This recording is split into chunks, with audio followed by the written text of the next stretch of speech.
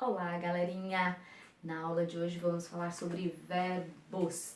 É uma classe gramatical temida por muitos estudantes, já que a gente tem assim um repertório gigantesco de verbos e alguns deles quase não são utilizados no dia a dia, mas caem nas nossas provinhas. Provinhas de vestibular, provinhas de concurso, uns bem abençoadinhos, né? Que aparecem de vez em quando para que a gente possa ficar um pouco assim de cabelo em pé. Mas vamos entender primeiro o nosso conceito de verbo. Então, assim, o que é um verbo? Verbo é uma palavra que vai indicar um processo temporal. Então, a gente identifica um verbo dentro do texto porque ele está indicando uma ação e um processo temporal. Então, o menino estudou. Estudou é a ação de estudar no tempo passado, certo, gente? Ou quando eu digo assim, eu estou feliz. Estou na indicação, estar indica estado, eu estou feliz, marcando o tempo presente. Ou choveu muito ontem. Choveu muito ontem. Choveu marca um fenômeno da natureza que aconteceu no ontem, certo, gente? Mas a gente vai destacar tempo, modo verbal mais adiante. Por enquanto é importante a gente entender primeiro o quê? Que o meu verbo, ele possui uma classificação. Isso aqui é pra gente entender por que tem verbo que muda, por que tem verbo que permanece com o mesmo radical, por que alguns a gente tem dificuldade de conjugar, outros não. Então é uma introdução pra gente compreender um pouquinho, né, como o verbo enquanto acontecimento, certo, gente? Então, o verbo, ele pode ser regular. O que é um verbo regular? O verbo regular é aquele que mantém o mesmo paradigma de conjugação. Ou seja, é um verbo que possui o mesmo radical, tá, gente? É o mesmo radical e a mesma desinência. Como é que eu vou saber se um verbo possui o mesmo radical e a mesma desinência? Gente, você pega esse verbo no presente, conjuga esse verbo no presente, conjuga esse verbo no passado. Então, ó, verbo cantar. Primeira conjugação. Eu canto, tu cantas, ele canta, nós cantamos, vós cantais, eles cantam. Conjuga no passado. Eu cantei, tu cantaste, ele cantou. Nós cantamos, vós cantastes, eles cantaram. Olha o que acontece aqui. Ele mantém o mesmo radical. E ele mantém o mesmo paradigma. Como é que eu vou saber se ele mantém o mesmo paradigma ou não? Eu pego o verbo também da primeira conjugação, estudar. Eu estudo, tu estudas. Eu estudei, tu estudaste. Vocês estão vendo que mantém o mesmo paradigma? A mesma conjugação? Então ele é um verbo regular. Outro verbo regular, vender. Ó, eu vendo, eu vendi. Correr, eu corro, eu corri. Você percebe que do presente para o passado ele mantém o mesmo radical. E ele faz parte da mesma desinência dos verbos da segunda conjugação, os terminados em E. Tá? Então, o verbo regular mantém o radical, mantém a desinência. São verbos que seguem o mesmo paradigma, o mesmo modelo de conjugação. Certo, gente? Diferente do verbo irregular, em que há alteração do radical, em que há alteração da desinência, ou seja, não segue o mesmo paradigma. Esse aqui é aquele verbo mais danadinho, certo? Por quê? Porque nós conhecemos alguns deles, os que são usuais, aqueles do dia a dia, mas existem aqueles outros que vão aparecer na provinha também, tá?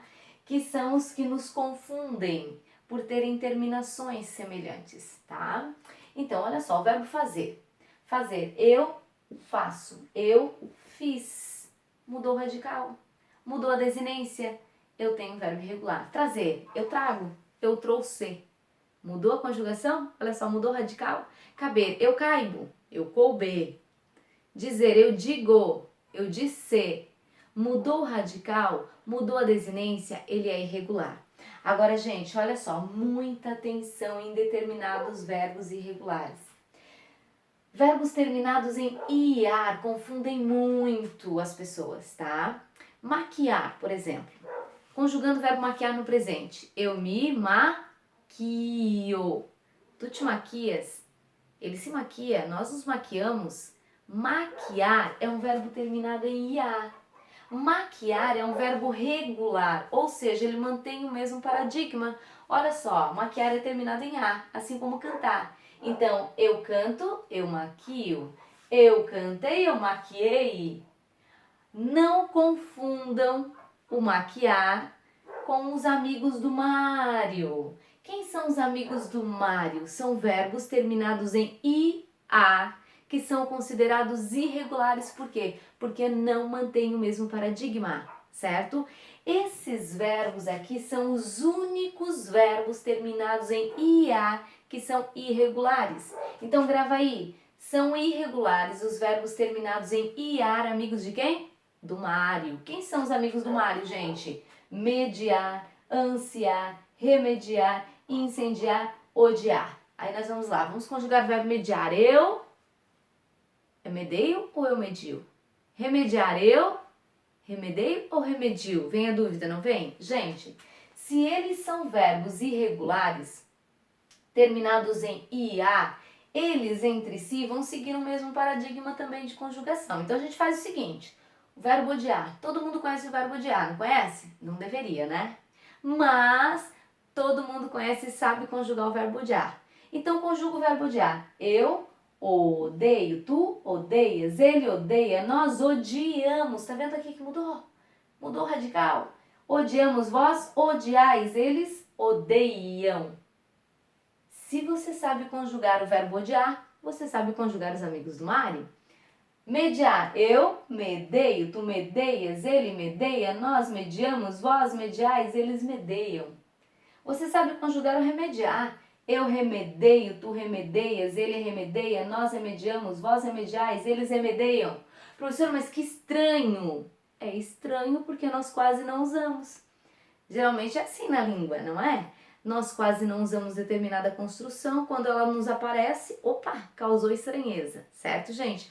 Mas é assim. Assim também como os verbos que são derivados. Por exemplo, mediar, intermediar, é derivado de mediar. Então, é eu intermedeio ou eu intermedio? Gente, se ele é derivado de mediar, ele tem a mesma conjugação do mediar. Se é eu medeio, é eu intermedio. Certo, gente? Compreendido aqui que somente os amigos do Mário são os verbos terminados em IA, considerados irregulares, certo? Muito bem. Além do verbo regular e irregular, existem ainda os verbos chamados de anômalos. Os principais, não são só eles, tá, gente? Os principais anômalos são ser e ir. Esses são considerados os anômalos, né, fixos. Por quê? Porque nós temos outros possíveis anômalos. Aliás, há gramáticos que consideram outros verbos como o verbo fazer como anômalo também, né? Mas nós vamos considerar aquilo que o grupo mais importante dentro da norma brasileira do português, o que eles consideram como sendo, né, anômalo. Então, os principais anômalos, ser e ir. Por que eles são anômalos, gente? Porque eles mudam completamente o radical. Então, eles têm mais de um radical na sua conjugação. Verbo ser, ó, olha o presente. Eu sou, eu era, eu fui, eu serei. Gente, ó, da primeira letra à última letra, ele tem total alteração. Verbo ir, eu vou, ele fora, eu fui, eu irei. Mudou completamente. Por isso ele é considerado anômalo, porque ele é diferente de todos os outros, certo, gente? Ele é diferente. Aliás, o verbo pôr, ele também é diferente de todos os outros. Por que o verbo pôr é diferente? Eu ponho, tu pões, eu pus. Olha só a conjugação dele. Você percebe que ele é um verbo irregular, certo, gente? Até porque, olha só, todo verbo anômalo ele pode ser classificado como irregular. Mas nem todo irregular pode ser considerado um verbo anômalo, certo? O verbo pôr, ele é considerado anômalo por quê? Porque nós sabemos que o verbo pôr, ele é um verbo terminado em or. Então ele não faz parte, se nós olharmos para o final dele, ele não faria parte da primeira, da segunda ou da terceira conjugação. Verbos da primeira conjugação, os terminados em A. Segunda conjugação, terminados em E. Terceira conjugação, terminados em I. Verbo pôr não faria parte. Porém, quando a gente estuda a origem do verbo pôr, a gente vai entender que o verbo pôr nasceu poer, ou seja, ele nasceu fazendo parte da segunda conjugação. Bem, se ele faz parte da segunda conjugação, peraí, olha só. Ele é de poer, com o passar do tempo houve uma variação linguística, a palavra mudou, de poer ele passou a ser por, ok? Ele faz parte da segunda conjugação por isso, por essa origem, mas hoje ele não tem mais a terminação em E. Mesmo assim, ele continua fazendo parte da segunda conjugação. Então vejam que ele é diferente de todos os outros, porque verbos terminados em er são verbos que fazem parte da segunda conjugação. O verbo por é terminado em or e faz parte da segunda conjugação. Por quê, gente? Porque ele já foi terminado em er, certo? Muito bem. E os verbos defectivos? São aqueles verbos que têm o quê? Um defeito. Eles têm um defeito na conjugação. Por que eles têm um defeito? Porque com o uso as pessoas começaram a perceber alguma cacofonia, alguma ambiguidade, e aí pensaram, opa, não vou usar mais esta palavra porque ela está sendo inconveniente em determinado uso, em determinado momento, as pessoas riem, ridicularizam, as pessoas começaram a parar de utilizar alguns verbos, certo? E aí, com o tempo, a gramática disse, poxa, se eles não usam, a gente retira. Há um sentido nisso, então a gente retira, que é o caso do verbo computar. Conjugando o verbo computar, eu computo, tu computas, ele computa, né?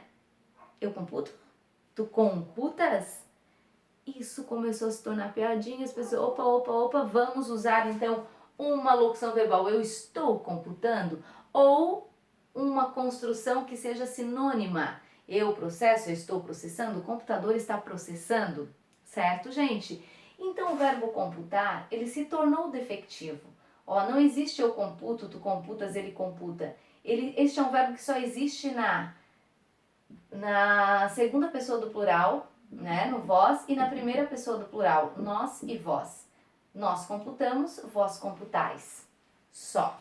Agora, em outros tempos, é claro que em outros tempos este verbo pode existir. Bem como, gente, todos os verbos no imperativo, eles são defectivos. Porque lá no imperativo a gente vai compreender, a gente vai entender que não existe ordem para o eu, para a primeira pessoa. Se não existe ordem para o eu, primeira pessoa, este verbo não é conjugado na primeira pessoa. Então este verbo é defectivo. Todos os verbos no imperativo, eles são defectivos. Um outro verbo que muito aparece em provas é o bendito reaver, né? É o bendito reaver, até porque nós quase também não utilizamos no dia a dia, nós conhecemos o verbo reaver, e aí na hora de conjugar temos a dificuldade. Eu reavo?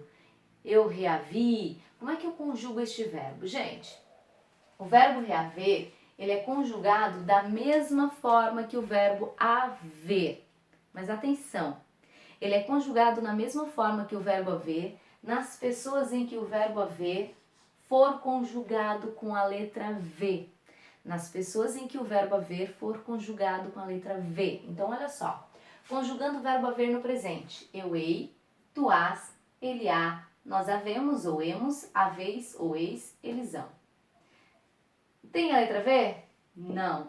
Tem a letra V? Não. Tem a letra V? Não. Tem a letra V? Sim, então ele é conjugado. Existe a letra V? Sim, então ele é conjugado, flexionado. Aqui não existe a letra V? Não existe o verbo reaver. Então o verbo reaver ele só existe também na primeira pessoa do plural e na segunda pessoa do plural. Nós reavemos, vós reaveis. Nas demais pessoas ele não existe. Tá com dúvida na conjugação do verbo haver? É eu reavi ou eu reouve? Ele reaveu, ele reouve? Conjuga o verbo haver. O verbo haver ouve, reouve. Existe havi? Não existe havi. H-A-V-I. Não existe. Se não existe havi, também não existe reavi. Porque a conjugação se dá a partir do verbo haver. Certo, gente? Para finalizar, existem os verbos abundantes. O que são os abundantes, gente? São aqueles que têm duas formas.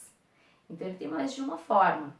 É o caso do verbo haver, tanto que eu conjuguei aqui para vocês, nós havemos ou hemos, haveis ou eis, porque o verbo haver, ele é abundante em algumas pessoas. Eu posso dizer nós havemos, como nós hemos, existem as duas formas estão corretas. O verbo dizer, lá no imperativo, tu, dando a ordem para o tu, dizer. Mas dizer é estranho, não é? Não causa estranheza? A gramática foi lá e disse, ok, você pode usar dizer, mas você também pode usar a forma diz. Então, dizer, diz, traze, traz. São verbos em que a gramática aceita as duas formas no imperativo, então eles são abundantes. E é muito comum, gente, nós encontrarmos essa dificuldade, inclusive, de flexão de conjugação em construções com verbos no particípio. É o caso de pago, pagado, pego, pegado, ganho, ganhado, chego, chegado, feito, fazido. Existe? Não existe? As duas formas existem? Não, gente, nem todos os verbos eles são abundantes, tá? Nem todos os verbos são abundantes. Então a gente sabe que feito existe, fazido não existe. A gente sabe que existem verbos como pagar, que sim, a gente ouve pago, pagado, mas quando usar um e quando usar o outro? Então atenção aqui, gente, ó. O verbo ter e haver, ser e estar, eles são verbos auxiliares, certo? O que é um verbo auxiliar? É aquele verbo que está diante de um verbo principal numa locução verbal. Eu tenho uma locução, dois verbos, e aí eu tenho o auxiliar e o verbo principal. Verbo ser, estar, ter e haver funcionam como verbos auxiliares, em muitos casos. Então, quando você estiver usando os verbos ter e haver, você deve utilizar o particípio regular. O que é o particípio regular? É aquele que termina em ado, ido, certo? Quando você estiver usando os auxiliares ser e estar, você deve utilizar os particípios irregulares. O que são os particípios irregulares? São aqueles que não terminam em ado, ido. Então aqui, ó, em pago e pagado, quem é o regular? O pagado, tá aqui, ó, terminou em ado, ido, ele é regular. Quem é irregular? Pago. Ganho, irregular. Ganhado, regular. Quando que eu uso um e quando que eu uso o outro, gente, ó? Pra gente entender isso aqui, nunca mais errar com o verbo chegar, por exemplo, que muita gente usa como se fosse um verbo abundante, mas ele não é abundante, vocês vão entender por quê. Ó, eu digo assim, ó, a prova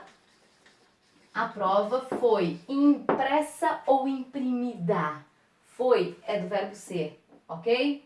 Verbo ser, eu uso o particípio regular ou irregular, ó, particípio irregular. Então eu uso aquele particípio que não termina em ado, ido.